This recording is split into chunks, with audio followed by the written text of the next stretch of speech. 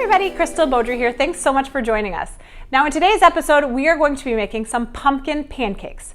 Now if you haven't checked out the previous video on candied pecans, make sure to go do that because we're gonna sprinkle those on top and it's gonna be so delicious and a perfect fall treat. Now these pancakes are completely grain-free, sugar-free, and they're paleo approved. Okay, so we started with a half a cup of some almond flour. I dumped in 1/3 of a cup of tapioca flour. And now this is 1/4 of a cup of some coconut flour. Now this mixture, I think, makes the best things. Everything does a little something. It's just such a great density when you use them all together. Then we're going to take some baking soda. This is a 1/2 teaspoon of baking soda. And then 1/4 of a teaspoon of some salt. We're gonna mix this together and then we will make our wet ingredients. Okay, so first I'm gonna start with 1/3 of a cup of some almond milk. I'm gonna add in 1 teaspoon of some apple cider vinegar. Now I use apple cider vinegar with the mother. I just buy it from Costco. And I'm gonna let this sit for a couple of minutes because it's going to turn into buttermilk when I do it like this. You can also use any type of milk that you want, that's completely fine. I just got my mixing bowl out because I'm gonna do the wet ingredients in here. So I did 4 eggs. And then I'm going to be adding in 1/2 of a cup of some pumpkin puree. Now for the sweetener, you could do whatever kind of sweetener you want. I'm just gonna do about a tablespoon of some maple syrup. You could also do honey though, you could do some monk fruit. I'm gonna do 1 teaspoon of vanilla. And then I'm gonna mix this together for a little bit and then I will add in the almond milk.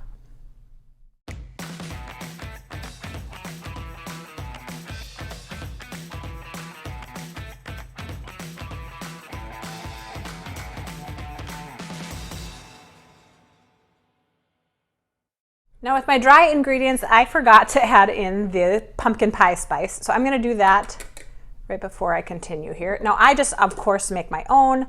I use some cinnamon, some allspice, some ginger, and some nutmeg, and cloves, and that is it. But if you don't want to buy all of those, then you can just buy the pumpkin pie spice and use 1 teaspoon of that. Now because this has coconut flour in it, I'm going to just let it sit for a couple of minutes and let that coconut flour completely absorb into it. Don't forget to scrape the sides, and then we will put this on the stove.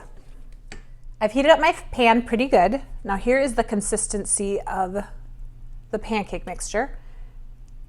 Now pumpkin pancakes are more liquidy than normal. So I would suggest shaking the pan a little bit, letting it not all clump up together in one middle portion of this.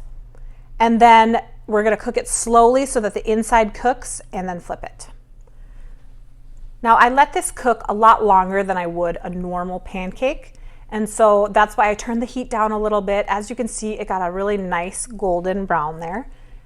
All right, I'm gonna whip up the rest of these and meet you back here in a sec.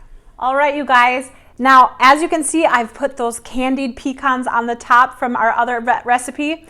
You guys, this looks so amazing. I can't wait to try it. Oh man.